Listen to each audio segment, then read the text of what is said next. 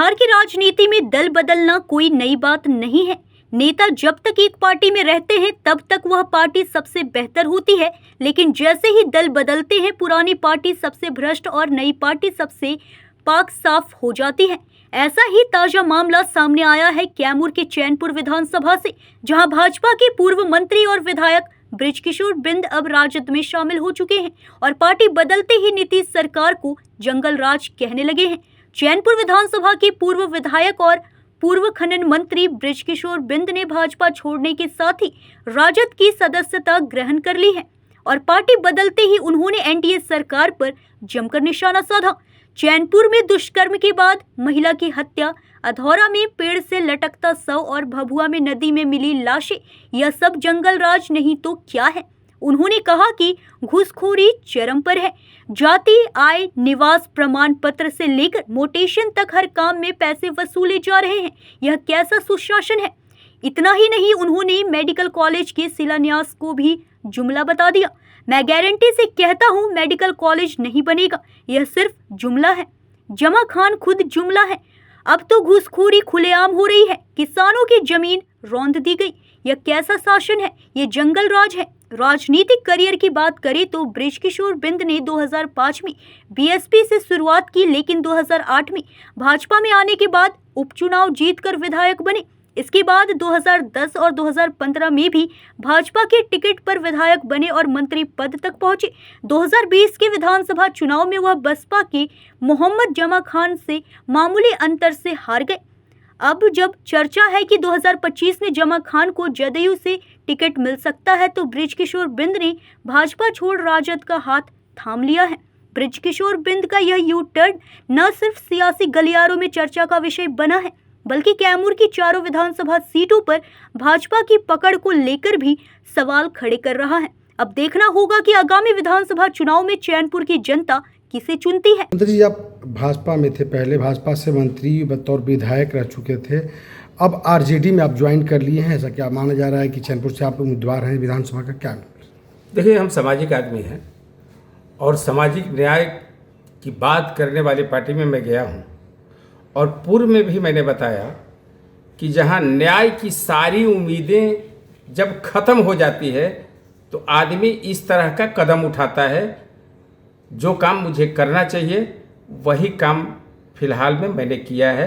RJD राष्ट्रीय जनता दल की सदस्यता हासिल किया है ताकि लोगों को सामाजिक न्याय मिल सके। यानी भाजपा केवल शब्दों में ही न्याय देती है, धरातल पर नहीं देती है? देखिए, स्पष्ट शब्दों में मैं कहूं कि बिहार में जो एनडीए गठबंधन की सरकार चल रही है, हाथी के दांत खाने को और दिखाने को और कथनी और करनी में बड़ा फर्क है। स्पष्ट शब्दों में हम कह सकते हैं कि आज 20 साल से बिहार में एनडीए गठबंधन की सरकार चल रही है।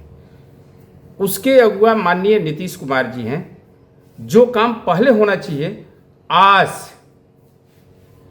जिसका न कोई प्राक्कलन तैयार है, न कोई रूपरेखा तैयार है, 178 योजना का शिलान्यास माननीय मुख्यमंत्री जी ने भभुआ जगजीवन स्टेडियम मैदान में किया।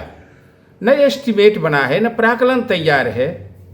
क्या औचित्य है उसका उद्घाटन करना? ये साफ जाहिर होता है कि ये बिहार के आम जनमानस, खासकर कैमूर के जनमानस के साथ ये न्याय नहीं, सरासर अन्याय है। धरातल पर काम दिखाई नहीं देता। केवल जुमलेबाजी से काम चलेगा नहीं। यहाँ किसानों के खेत में पानी चाहिए, यहाँ लोगों को दवाई बढ़िया से चाहिए, बढ़िया से सुख सुविधा चाहिए, पुल पुलिया चाहिए, तो केवल उद्घाटन होता है, वो भी चुनाव के मौके पर उद्घाटन होता है, उसके पहले कोई काम दिखाई नहीं। मंत्री जमा खान दावा कर रहे हैं कि हम चैनपुर में जो कभी विकास नहीं हुआ था वो विकास धरातल पर करके 5 सालों में दिखा दिया। ये क्षेत्र की जनता बताएगी और ये चुनाव साबित करेगा कि इन्होंने कितना काम किया है और कितना करके दिखाया है। आने वाले 2025 बिहार विधानसभा के चुनाव में उनका पता चल जाएगा कि कितना जुमलाबाजी है और कितना काम है।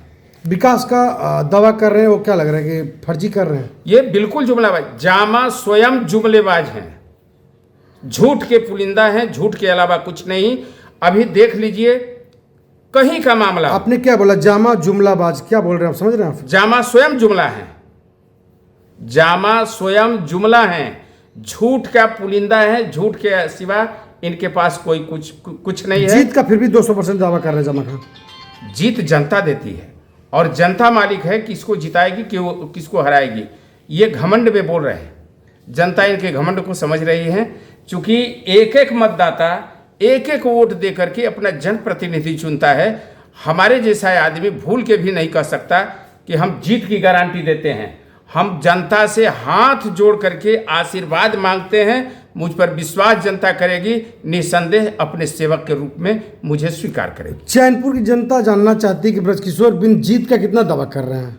देखिए, हम जीत का दावा नहीं कर रहे, हम स्पष्ट शब्दों में कहते हैं कि निसंदेह मुझे चैनपुर के एक एक मतदाता पर विश्वास है कि निसंदेह मुझे आशीर्वाद देगी अपने सेवक के रूप में। चुनावी मुद्दा क्या रहेगी आपकी? चुनाव में मैंने बताया, पढ़ाई लिखाई, दवाई, सिंचाई, कमाई, ये हमारे पार्टी का एजेंडा है। इसी एजेंडे के आधार पर हम चुनाव के मैदान में। क्या लग रहा है अगले 5 साल में जो जमा खां नहीं कर पाए या कर पाए, आपने कहा कि जमा जुमला हैं, क्या लग रहा है कि आपका ऐसा कोई वर्क होगा जो बिल्कुल बिहार और राज्य से बिल्कुल परे होगा, युवाओं को प्रॉफिट होगा, फायदा होगा चुनाव जीतने से? निसंदेह हम युवाओं के रोजगार की ओर, हमारे नेता श्री तेजस्वी प्रसाद यादव जी बार बार कहते हैं कि जो युवा पढ़ लिख करके बिहार में बेरोजगार हैं, हम उस पर बड़े पैमाने पर ध्यान देंगे। आने 17 महीना सरकार में वो रहे, 17 महीने के अवसर पे उनको जो मौका मिला बिहार के अंदर काम करने का, 10 लाख नौकरी देकर के स्पष्ट शब्दों में साबित कर दिया कि अगर युवाओं को रोजगार की तरफ कोई ले जा सकता है तो माननीय तेजस्वी प्रसाद यादव जी ले जा सकते हैं, अन्यथा दूसरा कोई नहीं ले जा सकता है। लास्ट सवाल आपसे, हमको ये बताइए कि बिहार रोजगार के तलाश में युवा भटक रहे हैं, उनके लिए क्या आप प्रदान कर पाओगे? वही तो मैंने पूर्व में बताया कि तेजस्वी जी ने करके 17 महीने उस सरकार में रहे, उन्होंने जो कहा करके दिखाया। आगे लोगों को विश्वास है, बिहार के जनमानस को, नौजवानों को विश्वास है, बच्चों और बच्चियों को विश्वास है कि हम लोगों को कोई रोजगार दे सकता है तो वो तेजस्वी प्रसाद यादव जी दे सकते हैं, दूसरा कोई नहीं दे सकता। अभी किसान, चैनपुर विधानसभा किसान जितने भी हैं काफ़ी त्रस्त हैं, सरकार उनकी ज़मीनों को हड़प रही है, औने पौने दाम दे रही है, इसका प्रतिकूल असर पड़ेगा भाजपा पे? देखिए, मैं तो कहूँगा कि सरकार ने जो कुछ भी कदम उठाया है किसानों के प्रति, वो भारत माला जो रोड निकल रहा है, सबसे पहले ज़मीन एक्वायर करने के बाद तत्काल किसानों को जो भी मुआवजा राशि बनता है वो दे देना चाहिए। लेकिन मुआवजा भी नहीं देना और उसके धान को, उसके फसल को रौन देना, ये सरासर किसानों के साथ सरकार ने अन्याय किया है। इस अन्याय का बदला हमें विश्वास है किसान जरूर लेंगे। चैनपुर विधानसभा के आम मतदाताओं से क्या अपील है आपकी?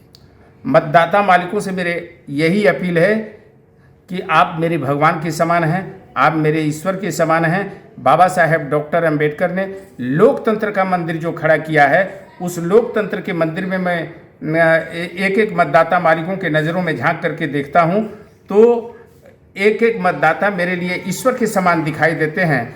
ऐसे ईश्वर के समान महान मतदाता मालिकों से हाथ जोड़ करके अपील है कि इंडिया गठबंधन को अब की बार बिहार बदलिए, सरकार बदलिए और तेज रफ्तार से, तेज गति से विकास की ओर चलिए। तो हमें विश्वास है कि एक एक मतदाता अब की बार इंडिया गठबंधन पर वोट दे करके बिहार के सरकार को बदलेंगे और विकास के रफ्तार को तेजी से आगे की ओर बढ़ाएंगे।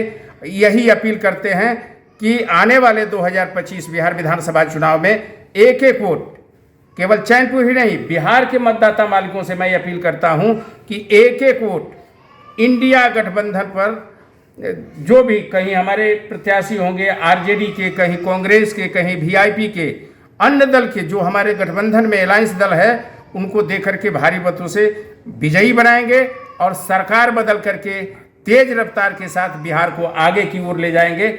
यही मेरा अपील है। कैमूर से ब्रजेश दुबे की रिपोर्ट।